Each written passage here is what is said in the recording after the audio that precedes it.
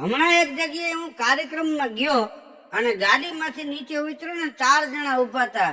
એક ભાઈ કે ભાઈ તમને ટીવીમાં જોયા છે. તો મેં કીધું ટીવીમાં તો ઘણા વર્ષથી અમારો કાર્યક્રમ દૂરદર્શનમાં આવે છે, વિડીયોમાં આવે છે, VCDમાં આવે છે અને યુટ્યુબમાં પણ આવે છે અને હજી 3 વર્ષ જાળવો સાયકલની ટ્યુબમાં અમે હઈશું. મેં કીધું તો બીજો એક ભાઈ કે ટીવીમાં આવો એ સારું કહેવાય પણ CCTVમાં આવે એ નહીં સારું.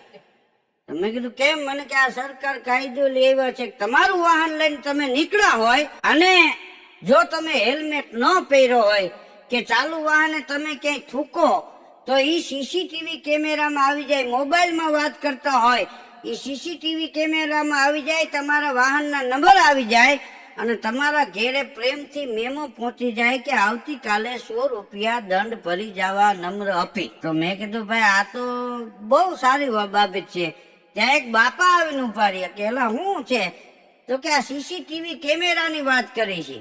તમને બાપા આમાં ન ખબર પડે. બાપા કે CCTV કેમેરામાં તો ખાલી તમે મોબાઈલમાં વાત કરતા હોય, તમે હેલ્મેટ ન પહેર્યો હોય, તમે બેલ્ટ પટ્ટો ન બાંધ્યો હોય ઈ આવે ને તો કે હા. અરે કદાચ કોઈને બૂચ મારી ગયું હોય એ CCTV કેમેરામાં આવે તો કે ના, કે આ CCTV કેમેરા કાલ આવ્યા અમારા ગામડામાં 80 વર્ષથી હું જોતો આવું છું. તે જોવાની આ ઘા ખાઈ ગયા કે આ અત્યારે ગામડામાં CCTV કેમેરા નથી ને 80 વર્ષ પહેલા ક્યાંથી હોય? બાપા કે હતા. કેમ? કે આ નોનિયું ડોહલા બેઠા હોય ને જે બજારમાં બસ ડેપો પાણી શેરડે એ બધા CCTV કેમેરા જ કહેવાય. કે વૈશ્રામભાઈ ને ઘેરે આનો આ મહેમાન વરસમાં 11 વાર આવ્યો હોય, વૈશ્રામભાઈ ન ખબર હોય, ડોહલાને ખબર હોય. હા, કોઈ માણસ એની પાસે ઉઘરાણી આવ્યો હોય ને ઈ આ ડોહલા બેઠા હોય ઈ CCTV માં આવી જાય કે આ ઉઘરાણી આવ્યો તો, આ દેવા આવ્યો તો. ખબર હોય કે આ માણસ પાસે કોણ કેટલા માગે છે અને કેટલા અગતે કેટલા આપ્યા ને હજી કેટલા દેવાના છે ને ઈ આ ડોહલાને ખબર હોય. ઈ CCTV કેમેરા. બાકી તમારા કેમેરા ઠીક બધા કે ગોમતી હોવે ચંપલ નહોતા પહેર્યા તો ઈ કે એક બાપાએ કીધું કે આજ શનિવાર છે કે હા, કે ગોમતી હોવ દર શનિવારે ચંપલ નથી પહેરતા. આ CCTV માં આવે? કીધું ઈ નો આવે. એક ભાઈ વાહન લઈને નીકળો તો એના મોટરસાયકલ ની પાછળ લખ્યું હતું કે મારા વાહનથી તમારું વાહન 10 ફૂટ દૂર રાખવા વિનંતી છે કારણ કે મેં માવો ખાતો છે, હું ગમે ત્યારે થૂકીશ એ કઈ નક્કી નહીં. આને કોણ સમજાવે? પણ આમ તો હેલ્મેટ નો કાયદો શું કામ આવ્યો? કે પાઘડી બાંધતા માણસ બંધ થઈ ગયા ને એટલે હેલ્મેટ નો કાયદો આવ્યો. જો પાઘડી બાંધતા હોત ને તો આજની તારીખમાં હેલ્મેટ નો કાયદો ન આવત. શું કામ? વળવાળી પાઘડી બાંધતા, આટિયાળી પાઘડી બાંધતા અને કદાચ કોઈક ધારિયાનો ઘા કરે ને તોય ઈ પાઘડી ઓરું ધાર્યું માથા સુધી ન પૂગે. કોઈ કદાચ પથ્થરનો ઘા કરે અને ફરફરતો પાણો મારે ને તોય ઈ પાઘડીમાં જ લાગે, માથામાં અસર ન કરે. આ પાઘડી બાંધવાનું બંધ કર્યું ને એટલે આ હેલ્મેટ નો કાયદો સરકારને લેવો પડ્યો. કારણ કે પાઘડી વાળા પાઘડી જીવા પણ આઘડી અમર નામ મરજીવા પાઘડી વાળા. પાઘડી અને સાફો બેયમાં તફાવત એટલો છે કે સાફો પ્રતિષ્ઠાનું પ્રતીક છે ત્યારે પાઘડી એ તો વટનું પ્રતીક છે. એક ભાઈ ટ્રાફિક પોલીસની પાસે ગયો, જઈને હેલ્મેટ આપ્યો કે સાહેબ જુઓ આ હેલ્મેટ બરોબર છે ને? તો ટ્રાફિક પોલીસે જોયું કે હા બરોબર છે. તો તરત એને PUC બતાવી કે આ PUC બરોબર છે ને? કે હા આ તો રેડી બરોબર છે. તરત લાયસન્સ બતાવ્યું કે આ જો આ લાયસન્સ બરોબર છે? તો કે હા લાયસન્સ બરોબર, બધું બરોબર છે. તમારું 2 વ્હીલ ક્યાં? તો કે ઈ તો ઘેરે પડ્યું છે. મારી ઘરવાળીએ કીધું કે 2 વ્હીલ પડે ઘેરે પડ્યું, તમે પેલા સાહેબ ને આ બધું બતાવી આવો કે આ બરોબર છે ને, નકામાં ખોટા 100 રૂપિયાના મેમાં ભરવા. કે એક તો અમે આ વાપરવામાં કરકસર કરતા હોય ને આ ખોટા રોયા લઈ જાય. એક ભાઈ કે આ ચાલુ વાહને તમે થૂકો તોય દંડ ભરવો પડે ને? તો કે હા. તો બીજો કે સિટી બસમાં બેઠા હોય ને ચાલુ બસે બારી ખોલીને થૂકીએ તો ઈ મેમો કોને જાય? ઘણા આવા આઈડિયા જ ગોતતા હોય બેઠા બેઠા. બોલો, હા, ક્યાં છટક બારી ગોતવી ઈ જેનું કામ. એક બેન બીજા બેન ને કે હવે આપણે બહાર જમવાનું બંધ રાખવું પડશે. કેમ? ઈ કે આ ચોખાઈ નથી બરોબર, જો ને ક્યાંક ક્યાંક જીવાત નીકળે છે ને પ્રદૂષણ વધી ગયું, હવે બહાર ન જવાય. તો બીજા બેન કે તો હવે શું કરશું? ઈ કે આપણે હવે પેકિંગ ઘેરે મગાવી લેવાય. મૂળ એને ઘેરે તો રાંધવું જ નથી, ઈ ફાઇનલ વાત છે. રસોઈ બનાવવી જ નથી, બહાર જમવું જમવું ને જમવું. અત્યારે આ જમાનો ઓનલાઈન નો ફેસબુક નો થઈ ગયો છે. હા, તો એક બાપાએ પૂછ્યું જુવાનને કે આ ફેસબુક એટલે શું? તો જુવાન કે જે તમે મોબાઈલમાં જુઓ, જે ચહેરો તમને ગમે, જે ફેસ તમને ગમે એને બુક કરી લેવો, એને ફેસબુક કહેવાય. હા, એક છોકરીને તો રોંગ નંબર એક દી હવારમાં લાગી ગયો. પેલા આપણે કોઈ માણસ સામો મળે તો રામ રામ બોલતા, જય શ્રી કૃષ્ણ બોલતા, જય માતાજી બોલતા, જય મહાદેવ બોલતા. પણ હવેના યુગના દીકરા દીકરીઓ છે ને એ કોઈને ફોન કરે કે હામાં મળે તો હાય બાય, હા, એવું જ બોલતા હોય. એક બાપા કે આ કોકની હાય ખાઈ જાય. એક છોકરીએ ફોન કર્યો ને તો રોંગ નંબરમાં ગયો, સામે એક છોકરો બોલ્યો. છોકરી કે હાય, છોકરો કે હાય. પછી છોકરીએ પૂછ્યું કે તમે ગરીબ નથી ને, શ્રીમંત છો ને, પૈસે ટકે ગાડી બંગલા ને બધું સારું છે ને? તો ઓલો છોકરો કે વાત કરવામાં રૂપિયાની શું જરૂર છે? છોકરી કે હું ગરીબની હાય નથી લેતી. હા, હવારમાં આવા લુખાવની આયુ લઈને અમારે ક્યાં જવું? ગાડી બંગલા રૂપિયા બધું હોય તો હાય. બે મિત્રો બેઠા હતા અને વાતો કરતા હતા. એ કે યાર હવે આપણે ક્યાં આમાં ધક્કા ધુક્કી ખાવા જેવું છે? જે કાંઈ જોઈ ઓનલાઈન મળી જાય. તમારે સેન્ટ જોતું હોય મગાવો ઓનલાઈનમાં મળી જાય. તમારે દવા જોતી હોય મગાવો ઓનલાઈનમાં મળી જાય. તો એક ભાઈ બેઠા બેઠા કે આ બધું ઓનલાઈન થયું, પણ કોકને મારવું હોય કે માથાકૂટ કરવી હોય તો રૂબરૂ જવું પડે. ઈ જો ઓનલાઈન થઈ જાય ને તો આ ધક્કા ન ખાવા પડે. કેમ? તો કે એક ભાઈને મારવા હું 10 દિવસે ધક્કા ખાઉં છું, એ ઘેરે જ ન હોય. અને ઓનલાઈન હોય તો ન્યા પાડી તો દઈએ, કામ પતે, ખોટા પેટ્રોલ ન બગડે. હા, હથિયાર હંતાડીને જવાનું. એક ભાઈ ડોક્ટરને તબિયત બતાવવા ગયો, એટલે તબિયત જોઈ અને સાહેબે એને દવા લખી દીધી. તો હાલતા હાલતા એ દર્દીએ ડોક્ટર સાહેબને પૂછ્યું કે હે સાહેબ, આ દવા કેવી રીતે લેવાની? ડોક્ટર કે ઈ રોકડેથી લેવાની. અને નીચે મારો જ મેડિકલ સ્ટોર છે, ત્યાંથી જ લેવાની, બીજેથી નહીં મળે. આપ જઈ શકો છો. એક ભાઈના બાપુજીને દવાખાને દાખલ કર્યા. તો એક દિવસ ને એક રાત થઈ. બીજો દિવસ ઉગ્યો ને તો એ ભાઈની પત્નીએ ફોન કર્યો કે હું ને આપણો બાપુજીની તબિયત પૂછવા આવીએ છીએ, ખબર અંતર પૂછી જાય. તો કે કાંઈ વાંધો નહીં, આવો. તો એ ભાઈની પત્ની અને એનો બાબો બે ખબર પૂછવા ગયા. તો દવાખાનામાં જઈને જોયું ને તો બાપાને નાકમાં બધે નળિયું ચડાવેલી.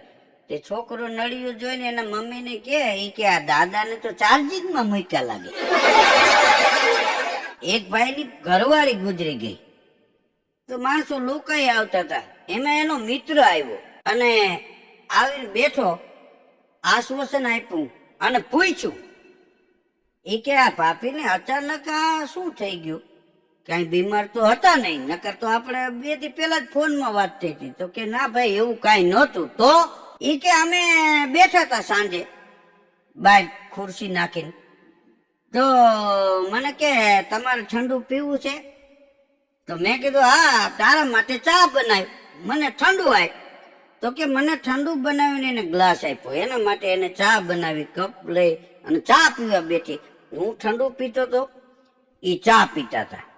તો મારે બરોબર ઠંડુ પીવાઈ ગયું. મેં આમ ગ્લાસ મૂક્યો અને કે તમારા ભાભીને ચા પીવાઈ ગયો. આમ કપ મૂકવા ઉભા થયા, કપ મૂકી અને એ હાલી ન હોય ગયા.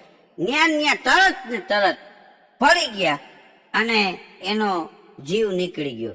તો એનો મિત્ર કે ઈ માયલી ચા પડીશ થોડીક? તો હું લેતો જાઉં ભાઈ કે મારે કામ પતે. હા મૂળ ઈ ઘેરથી ગળે આવી ગયેલો. ધરતીનો છેડો ઘર છે. માણસ દોડી દોડીને થાક્યો હોય ને ઘેરે આવે ને થાક ઉતરી જાય, પણ ઘેરે થાક્યા ને એને ઉગરવાનો આરો નથી. કોર્ટમાં સરકારી વકીલે એક બેનને પૂછ્યું કે બેન, તમારા પતિનું મૃત્યુ કેવી રીતે થયું? તો એ બેન કે ઝેરી દવા પીવાથી. તો કે આ પોસ્ટમોર્ટમ રિપોર્ટમાં તો એમ બતાવે છે કે એને કઈક ઈજા થઈ છે. તો કે ઈ ઝેર પીવાની ના પાડતા ધબધબાવીને પાઈ દીધી એમ નથી કેતા. એક જાડા બેન ડોક્ટર પાસે ગયા અને કે હું ગયા મહિને અહીંયા આવી હતી, તમારે ત્યાંથી દવા લઈ ગઈ અને તમે કહેતા હતા કે હાલવાથી રમવાથી વજન ઓછું થઈ જાય. તો મારું વજન તો હજી એટલું ને એટલું છે. તો કે તમે હાલો છો કે હા દરરોજ હાલો? તમે રમો છો કે હા દરરોજ રમો છો? તો કે તમે કઈ રમત રમો છો? તો કે હું તો 3 પત્તી રમું સાહેબ.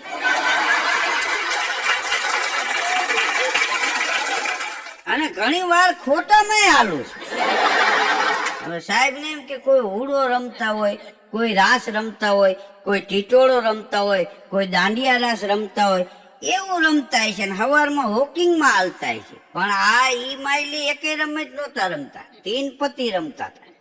હા, અને ખોટામાં હાલતા હતા. હા, ખાલી એકો રાજા હોય ને તો સામે કોક ને રોન મુકાવી દે. હા, એવી તો હાયલું કરે. એક ભાઈ 4 મહિને એના મિત્રના ઘેરે ગયો કે કુરજીભાઈ ને ત્યાં. કુરજીભાઈ કે અરે આવ ભકાઈ કે 4 મહિના થયા કે તું દેખાણો જ નથી, ક્યાં એવા કામ ધંધે ચડી ગયો છે કે નકર અઠવાડિયામાં એકાદો તારો આટો હોય. ત્યાં તો કુરજીભાઈ ના બા આવી ગયા. અરે ભકા આવી કે હા મારા કુરજી ની વાત સાચી છે. હું એમ કરતી હતી કે પકલો હમણાં કેમ દેખાણો નહીં? આ ક્યાંય હું દુબઈ વયો ગયો છે નોકરી કરવા, કે અમદાવાદ, સુરત, કે મુંબઈ, કલકત્તા, દિલ્હી વયો ગયો છે? તો કે ના ના એવું નતું. તો બેટા કેમ? ઈ કે ભકલા તું 4 મહિના થયા દેખાણો નહીં, આજથી જ દેખાણો. શ્રાવણ મહિનો બેઠો ને ત્યારથી મેં તને જોયો નથી. આ દિવાળી વહી ગઈ, 11 આવી, તેથી તું છે આજ મળ્યો. તો ભકલો શું કે છે કે ગયા પવિત્ર શ્રાવણ માસમાં શકુની વૃત્તિવશ થઈ અને કૌરવ પાંડવ ધર્મ કર્મ અનુસરણમાં હું મગ્ન હતો. અચાનક ભગવાન કૃષ્ણની યાદ આવતા કૃષ્ણ જન્મભૂમિની યાત્રાએ તથા ત્યાં રહેવાનું મને સદભાગ્ય સાંપડ્યું. ઈ મારા અહોભાગ કહેવાય. ત્યાં તો ડોશીમાં કંકુની ડાબલી લેવા. અરે મારો દીકરો ભકલો એટલા દી જાત્રા કરી આવ્યો. કુરજી કે બા તમે સમજ્યા નહીં, ઈ જુગારમાં પકડાઈ ગયો તો ને તે 3.5 મહિને છૂટ્યો. 2 પતિ પત્ની બેઠા હતા. એમાં પત્ની એના પતિને કે આપણા 2 માંથી આમાં મૂર્ખ કોણ, તમે કે હું? તો એનો પતિ શાંતિથી બોલ્યો, અરે ગાંડી, તું ડાય છો, તું ચતુર છો, તું ચબરાક છો, તું હોશિયાર છો, અને તું કઈ થોડી કોઈ મૂર્ખ વ્યક્તિ આરે લગ્ન કર્યા હોય તે. આ તું મૂર્ખ માણસને થોડી પરણી હોય. એટલે એનું કહેવાનું એમ થયું કે આપણે 2 ડાયા છીએ. હા, એકેય ગાંડા નથી. 2-3 જણા બેઠા હતા ને વાતો કરતા હતા. ઈ કે ભાઈ ફલાણા ભાઈ ને અટાણે પનોતી હાલે છે ને ઓલા ને પનોતી હાલે છે ને. તો એક ભાઈએ ઉભા થઈને કીધું પનોતી ઘણા પ્રકારની હોય. એક મહત્વની વાત એ છે, કોઈ પણ માણસને પનોતી હાલતી હોય ને, જ્યોતિષી એમ કે તમારા બાપુજી જીવે છે? તો કે હા. તો કે બાપુજી જીવતા હોય એને પનોતી ન નડે. તો બાપુજીનો વોલ્ટ કેટલો હોય છે? હા, કે બાપ બેઠો હોય ત્યાં સુધી દીકરાને પનોતી ન નડતી હોય તો દુશ્મનના બાપની તાકાત છે કે એના દીકરાને નડી શકે? આ બાપુજીનો પ્રતાપ છે. એક ભાઈ કે પનોતી તમે જુઓ, હોનાના પાયે હોય, તાંબાના પાયે હોય, લોટાના પાયે હોય, પણ લગ્ન થયા પછી હોય ને એ પાકા પાયે હોય. સ્કૂલની બાજુમાં એક જગ્યાએ બોર્ડ માર્યું હતું કે અહીંયા કોઈ પણ વાહન પાર્ક કરશે તો 250 રૂપિયા દંડ કરવામાં આવશે સરકારશ્રીના હુકમથી. તો એ લોકો રોજ ત્યાં ગાડીઓ પાર્ક કરે. એમાં સ્કૂલના પ્રોફેસર સાહેબ હતા ને, પ્રિન્સિપાલ, એને આ જોયું તો એને બોર્ડ માથે બીજું બોર્ડ મારી દીધું કે તમારા વાહન 4 વ્હીલ એ બધા અહીંયા પાર્કિંગ કરવા અને ચાર્જ 250 રૂપિયા છે. તો હવે ત્યાં કોઈ પાર્ક નથી કરતું. આ દવાખાને ડોક્ટર સાહેબને કમ્પાઉન્ડરે કીધું કે આપણે આ ભાઈની આંખનું ઓપરેશન કર્યું છે અને તમે 2 હાથમાં પ્લાસ્ટર કેમ મારી દીધું? તો કે એ તને ન ખબર પડે, પણ કે આંખનું ઓપરેશન કર્યું છે, આંખનું ઓપરેશન કર્યું અને હાથમાં પ્લાસ્ટર કરવાની શું જરૂર? ડોક્ટર સાહેબ કે અહીંથી રજા દ્યો ને ઘેરે ગયા પછી વોટ્સએપ ને મોબાઈલમાં કાંઈ ન કરે. દવાખાને જાત જાતના દર્દી આવતા હોય. એક ભાઈ દવાખાને આવ્યો, ડોક્ટરને કે હે સાહેબ, મેં સાંભળ્યું છે કે અહીંયા કોઈ પણ દર્દીને કોઈ લઈ આવે તો એને તમે કમિશન આપો છો? ડોક્ટરે સામું જોઈ રહ્યા કે હા, કોણ દર્દી છે? તો કે હું પોતે. એટલે એનામાંથી એને કમિશન જોતું. 2-5 જણા એક દી ગામડામાં બેઠા હતા અને અલગ મલકની વાતો થતી હતી. તો એક ભાઈ કે આ ગાંજામાં એ કે તમે જો 100 થી વધારે માણસો મરી ગયા. તો એક ભાઈ કે તો ગાંજામાં કઈક ફેર હોય, નકર એમાં મરે નહીં. આ અમારે રમતારામ બાપુ એ કે આખી જિંદગી પીતો, એને કોઈ દીકાય નથી. બહુ થાય તો ક્યારેક હોઈ જાય 2-3 કલાક, નીંદર આવી જાય, પણ ગાંજામાં મરે નહીં. ઓલો કે ગાંજા વાવાઝોડાની વાત કરી છે, તું શાંતિ રાખ. ખબર જ નથી. 2 જણા જ્યાં વાત કરે ત્યાં વચમાં આવીને બોલે, લૂલો કે છે લાંબા ને એ બધાય તણખલાને તોલે. એક દી બજારમાં એક બેન નીકળ્યા, શાક માર્કેટમાંથી બકાલું લીધું, કારેલા ને દૂધી ને ઘીવડા ને મૂળા ને કોથમીર. હા, તો એમાં બકાલું લઈ અને શોપિંગ સેન્ટર બાજુ ગયા. તો એના બેન પણ બીજા બેન ભેગા થઈ ગયા. તો કે હે બેન, કે આ તમે કેમ શેઠો આડો પૂર્યો છે? નહીતર શેઠો તો આમ ઊભો પૂરે, તો આડો શેઠો કેમ પૂર્યો છે? તો કે હમણાં તમારા ભાઈ આડી લઈને ચડી ગયા છે, પેલા એને સીધા કરવા પડશે, પછી શેઠો સીધો કરશે. અત્યારે આમ તમે જુઓ ને તો માણસને તકલીફ એવી છે કે એક માણસને વાંધો હોય ને તો એને બીજા માણસોને જવામાં રોકીને બેઠો. એટલે ભાઈ કીધું તારે વાંધો એમાં આને હું તું હેરાન કરે? હા, અને અત્યારે તમે જો કોઈ પણ જગ્યાએ કોઈ પણ સરકારી કામમાં જાઓ તો આધાર કાર્ડ ને બધું લઈ જવું પડે. એક ભાઈ તો એના પાડોશી ગયો, એ કે 25,000 રૂપિયા આપો ને. ઓલો કે આધાર છે કે હા છે ને? તો કે તો લેતા આવો. એને એમ કે કઈક હોનાનો ચેન કે વીટ્યું કે એવું હશે. તો ઘેરે ગયો ને તો કબાટ ખોલીને આધાર કાર્ડ લઈ આવ્યો. આ રહ્યો આધાર. કાકા કે આના ઉપર ન મળે. બેંકમાં એક ભાઈ ગયો ખાતું ખોલાવવા માટે. તો બેંકના મેનેજર સાહેબે પૂછ્યું કે તમારું નામ? તો કે મારું નામ છગનભાઈ. કે તમારા માતા પિતા? તો કે ના, માતા નો પિતા, બાપુજી ક્યારેક ક્યારેક પિતા.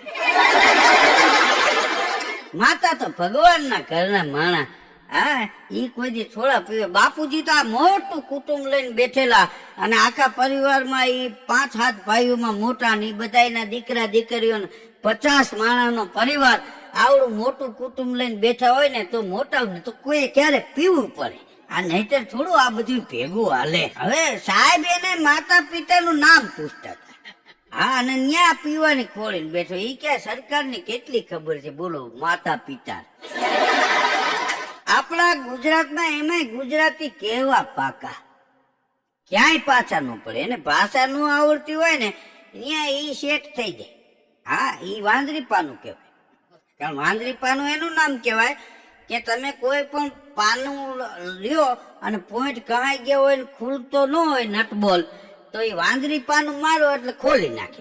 એમ જે જગ્યાએ જવાની મનાઈ હોય ને ન્યાય ગુજરાતી નીકળે. હજી તમે જો આ કાશ્મીરમાં ગોરધનભાઈ નો ચેવડો મળતો હોય છે.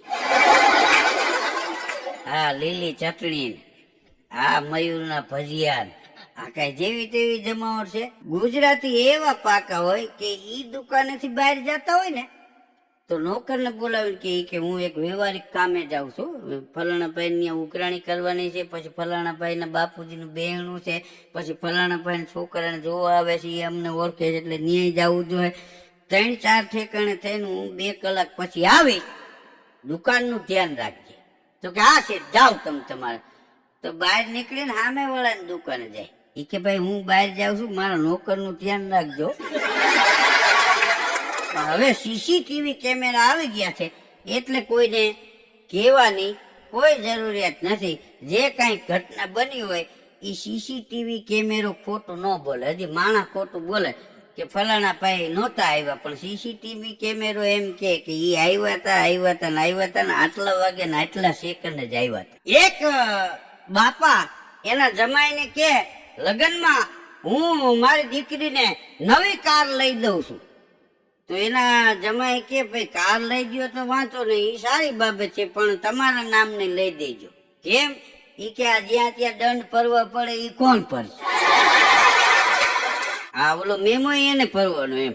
હા, એક બેન નું જે એક્ટિવા હતું એ સીસીટીવી કેમેરામાં આવી ગયું. એનો પતિ હલાવતો હતો, પાછળ એક બાઈ બેઠી હતી અને વનવેમાં ગરી ગયેલા.